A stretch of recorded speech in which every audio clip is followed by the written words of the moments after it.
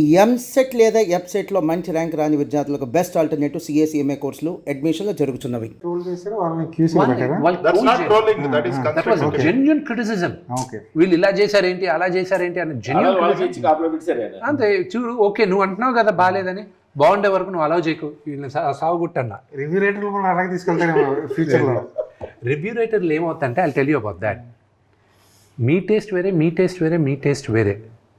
There is a beautiful website Rotten Tomatoes. అక్కడ critics rating ఒకటి ఉంటుంది, ఆడియన్స్ మీటర్ అని ఒకటి ఉంటుంది.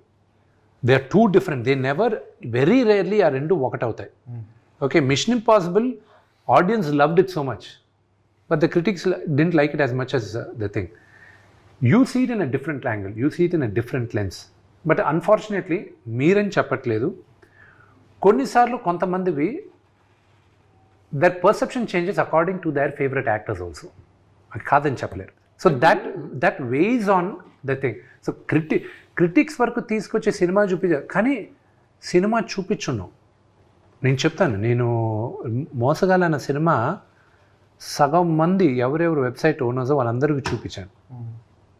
ఏది 6 months బిఫోర్ రిలీజ్. వాళ్ళు బ్రహ్మాండం They didn't say బ్రహ్మానం, they said it's nice but you got to market it in a way where multiplex audience కి బ్రహ్మాండంగా రీచ్ అవుద్ది, వి ఆల్ అర్థమైంది అన్న.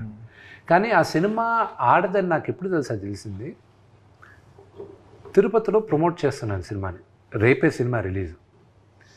నేను జనాల మధ్య నుంచి వెళ్తున్నా, నన్ను ఇక్కడి నుంచి ఒక 50 మీటర్లు నడవడానికి లాఠీ చార్జ్ చేయాల్సి వచ్చింది. హోమ్ ఏరియా, జనాలందరూ పైన పడారు. అందరు ఒక్క సెకండ్గా అందరినీ చూస్తుంటే I realise I didn't make the movie for this audience. పోయింది, వీళ్ళు రేపు వచ్చి వీళ్ళందరూ నన్ను తిట్టుకుంటారు, రేపు వీళ్ళకి అర్థం కాదు ఇది అనేది. That was what. నాకు ఇప్పుడు ఎదుగులో పేరు కూడా చెప్పేస్తాను, నన్ను 50 మీటర్లు వెళ్ళడానికి లాఠీ చార్జ్ చేశారా, రేపు ఇది కట్ చేసి మీ వేస్తాను, ఇది కట్ చేసి మీ వేస్తాను. వాళ్ళు వేస్తారా లేదా మీరే వేసేటట్టున్నారు. వీడియోస్ చేస్తారు, వీడియోస్ చేయం. కానీ సార్ ఇప్పుడు మొన్నటి వరకు థియేటర్లు బంద్ అనే ఇష్యూ ఒకటి నడిచింది. ఎగ్జిబిటర్లు, డిస్ట్రిబ్యూటర్లు, ప్రొడ్యూసర్లు ఈ ముగ్గురు కాస్త వార్ అట్మాస్ఫియర్ కనిపించింది. అలాంటి టైంలో హీరోలు ఎవరు బయటకు వచ్చి మాట్లాడరండి సార్. ఇదే ఈ టాపిక్ మాకు సంబంధం లేదు కదండి సార్. థియేటర్ వ్యవస్థ రాకపోతే ఇబ్బందులు. ఇప్పుడు మా దగ్గర ఉన్న బిగ్గెస్ట్ మిస్టేక్ ఏంటో చెప్తాను. నా దగ్గర కాదు, మా హీరోలు పెద్ద హీరోల దగ్గర నుంచి మా ఆల్ ద 10-15 హీరోస్ చేసేది, సంవత్సరానికి minimum we all should come out with 1 film.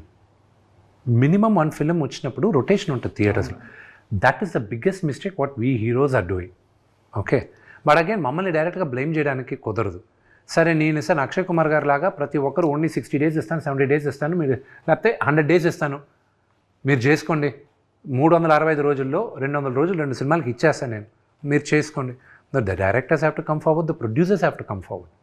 Okay, రెండోది theaters, exhibitors, distribution, they are 2 different things. Okay, దాన్ని ఎవరు కంట్రోల్ చేస్తున్నారు ఆ సెక్టర్ని, అది మీకు తెలిసిందే. It's an open secret to all of you. నేను ఆ నలుగురు అన్ను, ఆ థియేటర్ లిస్ట్ ఒకసారి వచ్చింది, ముగ్గురు ఉన్నారు, దే కంట్రోల్ ఇట్. ఓకే, దాని గురించి మాట్లాడేటప్పుడు ఏమవుతుంది, ఇప్పుడు నేను దాని గురించి ఎలాబరేట్గా మాట్లాడానంటే కొన్ని మిస్కన్స్ట్రక్ట్ అవుతుంది, and that leads to miscommunication. నా సినిమా రిలీజ్ అయిన తర్వాత మాట్లాడతాను, అప్పుడు దాకా I don't want any controversies. వాళ్ళందరూ హెల్ప్ కావాలి నాకు సినిమా రిలీజ్కి. కానీ ఇది hero driven industry. Yes, hero తలుచుకుంటే everything will fall in place. Right now ఇప్పుడు ఉన్నది ఏంటంటే హీరోలు ఎక్కువ సినిమాలు చేయాలి, ఎక్కువ సినిమాలు చేసి ఎక్కువ రిలీజ్లు అయితే థియేటర్లు సర్వైవ్ అవుతాయి. Then we have to talk about the problems of theaters. But థియేటర్స్కి ఫీడింగ్ అనేది ఫోర్మోస్ట్ థింగ్. ఇప్పుడు ద బిగ్గెస్ట్ మిస్టేక్ వీళ్ళందరిలో చేసేది ఏంటంటే, అసలు ఇండస్ట్రీ అనేది సర్వైవ్ అవుతుంది అంటే only because of the producer, not hero, nobody else. Okay, మీ heroes are all instrumental. Producer అన్నవాడు లేకపోతే ఫిల్మ్ ఇండస్ట్రీ అనేది లేదు. డబ్బులు పెట్టేవాడు అతను ముందు స్ట్రాంగ్ అవ్వాలి. అతను స్ట్రాంగ్ అయితే కానీ ఇండస్ట్రీ బాగుపడదు. The producers have to come together and they should stand together, అప్పుడే బాగుపడుతుంది. మీ హార్డ్ డిస్క్ దొరికిందా? లేదు, దాంట్లో అవసరం లేదు కదా. లే బ్యాకప్ ఉంది, ఓన్లీ ప్రాబ్లం ఏంటంటే పైరసీ అని మీరు పైరసీ అవుతుంది అన్న ఒకే ఒక రీజన్ తప్ప. బట్ ఇవాళ రోజుల్లో పైరసీ అయితే విత్ ఇన్ సెకండ్స్లో ఎక్కడి నుంచి పైరసీ అయింది అన్నది వచ్చేస్తుంది కదా. అది రిలీజ్ చేసే వాళ్ళకి తెలిస్తే చాలు. అది ఒకవేళ పైరేటెడ్గా రిలీజ్ చేయాలనుకున్న వాళ్ళకి కదా సార్ ఇవాళ ఇక్కడ. ఐ హోప్ అది 300 కోట్లు 400 కోట్లు పెట్టి ఒక సినిమా చేస్తే కీలకమైన విఎఫ్ఎక్స్ది ఒక కొరియర్లో పంపడం ఏంటి? సో అదేంటంటే the back story is bigger. అది ఓన్లీ మీ కొరియర్లో అది పోలీస్ కంప్లైంట్లో ఏముందో అది మీరు రాసుకున్నారు కానీ. So I tell you what exactly happen. Hive అన్న కంపెనీ ముందు ఆన్లైన్లో they sent it to the DI studio. Okay, first pass పంపించినప్పుడు జిటర్స్ వచ్చాయి, సెకండ్ పాస్ పంపించినప్పుడు they were fine with it.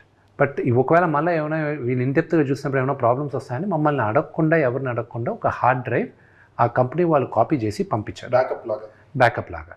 పంపించింది ఏంటి, మా ఆఫీస్ అడ్రస్కి కూడా పంపలే, ఈ ఆఫీస్ అడ్రస్ జిఎస్టీ రిజిస్టర్డ్ అడ్రస్కి పంపించారు. జిఎస్టీ రిజిస్టర్డ్ అడ్రస్ ఏంటి, నాన్నగారు ఇల్లు ఫిల్మ్ నగర్లో ఉండేది. అక్కడే మా అందరు కొరియర్లు వస్తే ఎవరెవరు ఇంట్లో నుంచి మేనేజర్లు వెళ్ళి తీసుకుంటారు అక్కడ, ఎందుకంటే ఆ ఇంట్లో ఇప్పుడు ఎవరు ఉండట్లేదు కాబట్టి. నాన్నగారు అప్పుడప్పుడు ఉంటారు, అదే ఇది. ఇప్పుడు అక్కడేమైంది, నాన్నగారు ఎందుకంటే జల్పల్లో ఉంటారు.